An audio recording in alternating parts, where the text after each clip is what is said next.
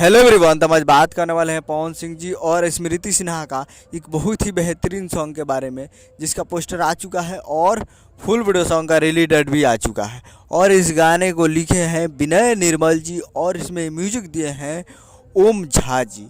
और आपको वीडियो में दिखेंगे पवन सिंह जी और स्मृति सिन्हा जी। फिट में है स्मृति सिन्हा जी, जो कि आपको स्क्रीन के ऊपर दिखाई दे रहा है। जिस सॉन्ग का टाइटल रखा गया है अमवा मोहिया ये जान, जिसका टाइटल है अमवा मोहिया ये जान। और ये रिलीज़ किया जा रहा है, फुल वीडियो सॉन्ग रिलीज इन्होंने 6 नवंबर 2023 को सुबह 7 बजे फुल वीडियो सॉन्ग को रिलीज़ किया जा रहा है। यानी कल नहीं, इसको परसों 6 तारीख को सुबह 7 बजे इसको फुल वीडियो सॉन्ग को रिलीज़ किया जा रहा है। और ये एक मूवी का सॉन्ग है, जिस मूवी का नाम है सनक। सनक मूवी का ये काफ़ी बेहतरीन सॉन्ग है अमवा मोहिया ये जान। और इसको गाए हैं अमित पटेल एक के व प्रियंका सिंह जी।